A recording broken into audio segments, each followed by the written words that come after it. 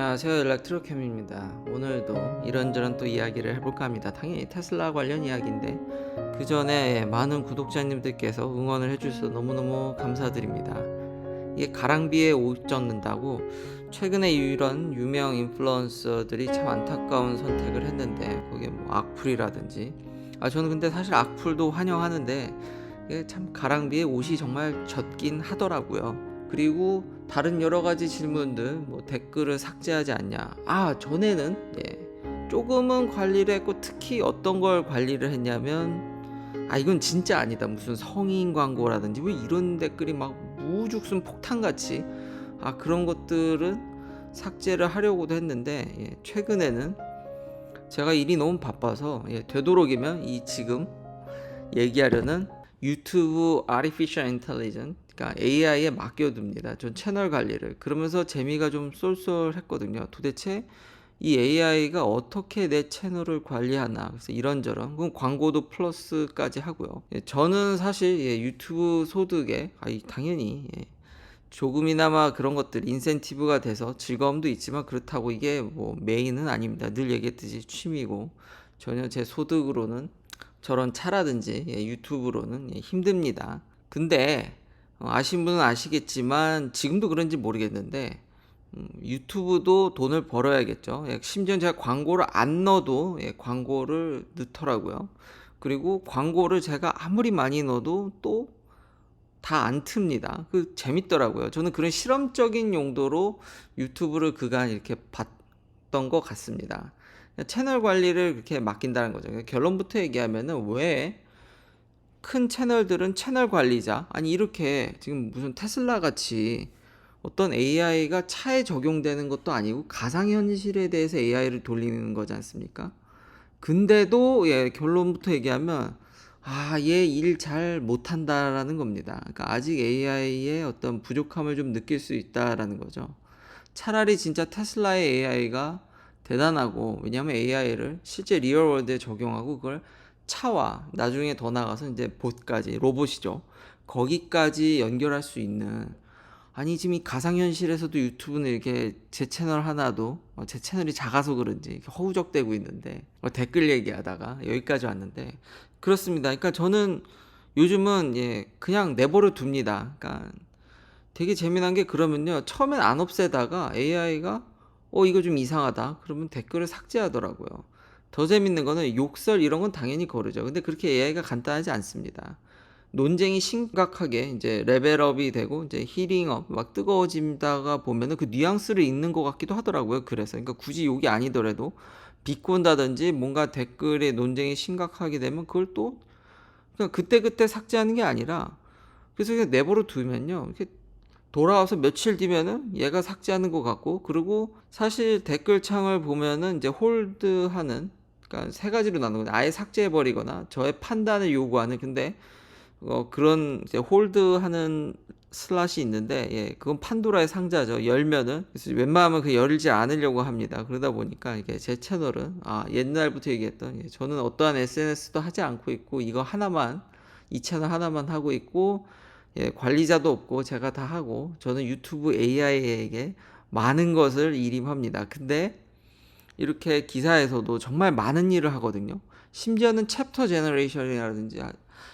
AI도 여러 가지 테스트를 하고 다양한 기능, 심지어 편집이라든지 자동으로 자막도 생성하려고 하죠. 했다 안 했다. 근데 이런 것들의 행태들을 보니까 일을 잘 못하는 것 같다라는 거죠. 그러니까 그래서 큰 채널일수록 왜 관리자가 필요하고 편집자가 필요한지를 익히 알게 됐고, 아직까지도 이런 가상현실에 있어서도 이 구글이 운영하는 정말 전 세계 최대 동영상 플랫폼에서 이런 감시자로 도는 AI인데 아직 우리는 더 발전해야 된다. 그러면서 한편으로 지금 기계와 리얼월드에 이걸 녹여내는 테슬라의 AI가 얼마나 대단한지, 이거 온리 가상현실에서만 지금 돌고 있는데도 이런 영상 분석이라든지 이런 것들들 하는 거 보면 어떨 때는 기가 막히게 하는 것 같다가도 어떤 때는 참 이상한 일을 하는데, 전 처음에 진짜 아니란 생각을 했었던 거죠. 몇 년 전만 하더라도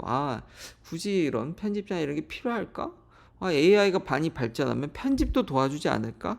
그리고 사람들 댓글 관리라든지 그런 거 다 해주지 않을까? 이제 글도 읽고 퀴즈쇼에 가서 이기기도 하는데 한국어도 그런 것들이 확장성이 충분히 좀 시간이 영어 대비는 걸리겠지만 가능하지 않을까라고 생각을 했는데 시간이 지난 지금에서 보면은 왜 여전히 채널 관리자, 그러니까 컨텐츠 크리에이터 별도로 그런 사람들이 존재하는지 다시 한번 잘 알게 됐습니다. 여전히 AI는 보조도구 수준이지 사람이 개입을 해야 된다. 그러면서 테슬라가 실제 자동차와 연결한다라는 게 정말 대단한 것 같다는 생각이 들었습니다. 이게 현재 AI 주소이지 않을까. 제가 채널을 사실 실험하듯이 운영을 했기 때문에 많은 부분들은 구글 AI 탓으로 하시면 될 것 같습니다.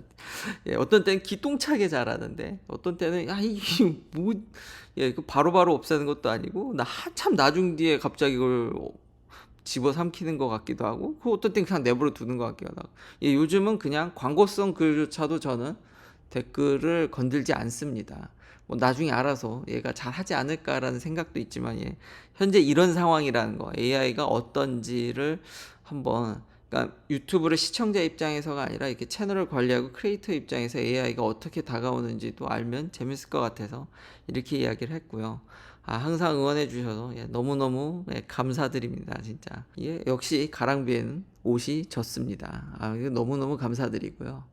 자, 테슬라 이야기도 하기 전에 니콜라죠. 니콜라 얘기도 좀 할까 하는데요. 이게 좀 안 좋은 얘기긴 한데 그래도 이거는 누군가는 경각심 약간은 주의를 이렇게 환기시키거나 좀 경고를 해야 되지 않을까라는 생각이 들어서 그리고 예전도 아니죠. 얼마 전에 제가 니콜라 얘기를 좀 위험한 것 같다라고 얘기했는데 허위 사실이다. 이 정도의 큰 채널에서 감사합니다. 큰 채널로 봐주셔서 근데 이런 채널에서 니콜라의 잘못된 이야기를 한다 그러는데 현재 상황이 그렇게 좋아 보이진 않습니다. 한 치 앞을 못 보는 거죠. 이러다 GM이 같이 가야겠다 해서 돈을 더 쏟아부을 수도 있는 거고 다른 정말 엔젤 투자자라든지 그건 모르는 얘기입니다. 근데 하이 리스크 하이 리턴인 거죠. 지금 리스크가 크다라는 것은 얘기를 해야 될 것 같아서 지금 니콜라가 서플라이 체인 리더십을 전혀 잃어버리고 있고 지금 그쪽 부분에 있어서 하이어를 전혀 하지 않고 있다는 거죠.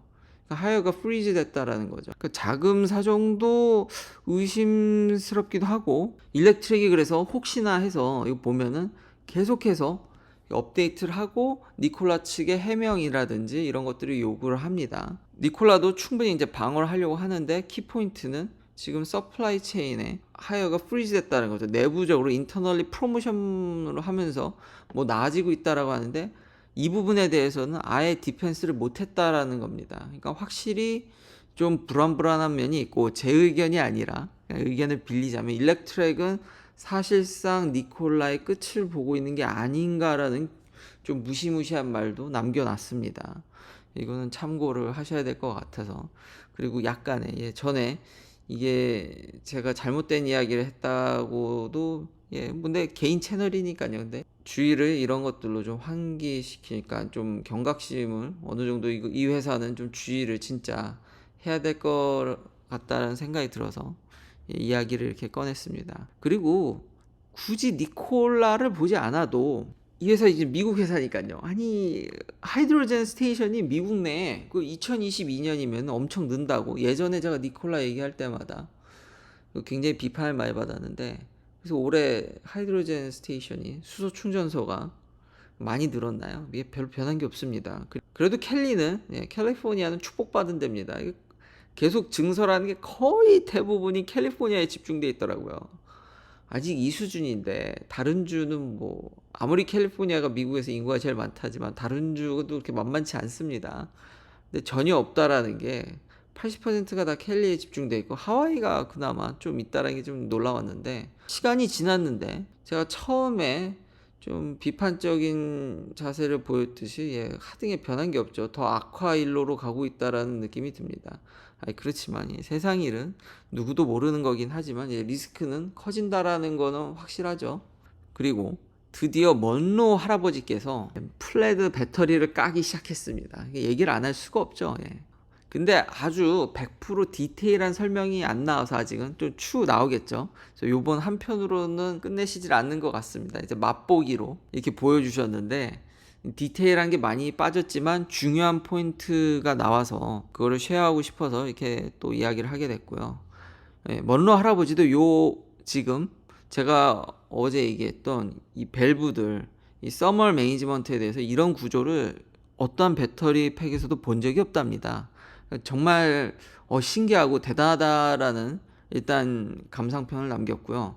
예, 거의 어떠한 배터리 회사도 지금 이런 식으로 시도를 하고 있지 않으니까요. 뭐 테슬라는 워낙에 옛날에는 그나마 좀 배터리 메이커들하고 좀 그래도 이렇게 뭔가 서로 정보 공유라든지 이 정도 수준이었는데 이제는 완전히 독자적으로 완전히 뛰쳐나가고 있기 때문에 이런 것들에 대해서 먼로 할아버지가 또 자세히 분석을 하면 이야기를 하겠고요. 그리고 3랑 Y 대비해서 이 실링이라든지 구조가 더 아무래도 무게가 더 나가니까요. 더 무겁고 그래서 구조가 좀 바뀌었고 강성을 더 올리려고 했고 요 앞에 요것도 지금 요 검은색 지금 이 러드 앞도 얘기를 하거든요. 이 공간이 있는데 충돌 대비를 해서 위에서 그걸 만들어 놓은 거랍니다. 참 배터리 팩이 고려해야 될 게 참 많죠. 그냥 배터리 팩이면 단순한데 이게 차에 오면서 참 어려운 것 같습니다. 별의별 건 많이 신경 써야 되고 그리고 지금 먼로 할아버지 말고 근데 제대로 지금 실험이나 이런 안전 장비도 제대로 하고 계시죠. 이분께서 아주 중요한 포인트를 또 얘기를 하셨는데 아직도 플레드도 18650을 씁니다. 2170도 아니라요. 4680은 당연히 아니고요. 3랑 Y는 2170인데 여전히 S는 18650을 쓴다라는 거죠. 근데 아버지께서 주셨던 참 아버지는 배터리 전문가가 아님에도 불구하고 아버지가 예측한 대로 열 문제 때문에 늘리지 못한다고 콕 집어서 얘기를 하더라고요. 모델 S는 테슬라의 간판 고급 세단입니다. 제 차만 하더라도 지금 홈페이지상 670마력, 700마력 가까이 되죠. 그리고 플레드도 표시상 1100마력인데 실제 휠 마력을 측정해 보면 막 1100마력은 그냥 훨씬 넘어버리는 그런 일도 나온다고 하는데 여튼 중요한 건 100까지 가속하는데 2초대고 제 차는 3초대인데다가 퍼포먼스보다 빠르다라는 거죠. 이런 고성능을 뽑아내려다 보니까 그리고 슈퍼차저 그러니까 큰 배터리 용량의 고압으로 넣고 엄청난 에너지를 휠에 전달하게 빼려다 보니까 디스차지를 엄청나게 해야 되는데 전기를 확 빨았어야 되니까요. 그때 열이 무지막지하기 때문에 그러니까 배터리 자체에서 열이 아니라 이분이 중요 포인트가 뭐냐면은 지금 모터에 많은 출력을 내려고 그러면은 많은 에너지를 뽑아내야 되는데 거기서도 열이 난다라는 겁니다. 그래서 셀을 못 키운다는 겁니다. 그래서 이런 장치들이 계속 개발이 되고 서멀 매니지먼트가 더 좋아져야지 4680을 갈 수 있지 않을까 충분히 유추해 볼 수 있는 거죠.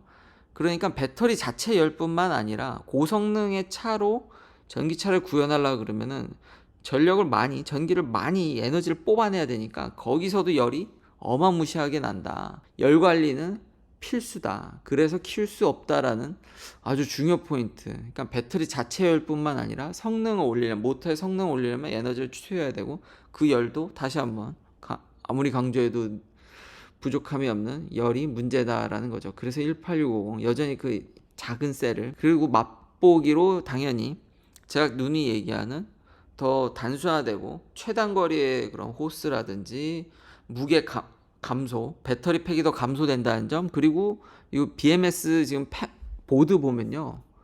이게 지금 D가 3고 3랑 Y고 앞이 S입니다. X에도 쓰이겠죠. 그러니까 거의 이거는 서로 비슷하게 가더라고요. 이러면서 이제 양산을 염두에 둔 그렇지만 스케일러블한 디자인이라고 얘기를 합니다. 이렇게 퓨즈를 꽂는다라든지 그러니까 단순히 좀 더 꽂아서 더 좋은 차에 쓸 수 있게 그러니까 독특한 디자인을 바꿀 필요 없이 확장성 있게 그러면서 이 패널들 보면은 더 지금 부품 하나하나가 다 지금 감량을 하고 있다라는 거죠. 계속 개선되고 있고 S랑 X는 그러니까 확실히 고급 모델답다라고 평을 하더라고요. 구조라든지 여러 가지 면들에 있어서 더 좋은 재질과 그리고 계속 다이어트를 하고 있다. 근데 이 보드가 3랑 Y랑 S랑 X가 어느 정도 공통점이 있다라는 것은 좀 놀랐습니다. 물론 S랑 X 쪽이 좀 더 개선되고 더 나았습니다. 뭐 나중에 나온 것도 있지만 더 많은 파워를 써야 되기 때문에 나은 면은 보여집니다. 자, 마지막으로는 예, 많은 분들이 또 X는 언제 나오냐. 예, SUV의 인기는 뭐 하늘을 찌를 수준이죠. 그렇기 때문에 지금 S를 베이스로 하는 대형 X는 언제 나오냐. 근데 일론 머스크가 그에 대해서 트위터에 참 재미난 얘기를 했는데, 이걸 취소하지 말았어야 됐다. 디맨드는 넘쳐나는데 많은 사람들이 X도 기다리고 있겠죠. S가 이렇게 좋은데, 근데 쉽지 않은 것 같습니다. 예, 인테리어 트림이 리미팅 팩터라고 얘기를 합니다. 그러니까 그리고 모델 X는 정말 역사 여태까지 일론 머스크 얘기로는 진짜 이렇게까지 만들기 어려웠나, 그런 표현까지 쓰더라고요. 저렇게 수요가 많은데, 그러니까 기존의 X를 취소하지 말았었어야 된다라는 얘기를 할 정도니까, 미국에서도 이렇게 좀 딜레이가 되니까 한국에서도 더 오래 걸리지 않을까 싶습니다. 좀 안타깝긴 한데 좀 하루빨리 이제 램프업에 좀 성공을 해서 이 문제도 해결을 하길 조만간, 예, 바라겠습니다. 이렇게 양산이, 예, 쉽지는 않습니다.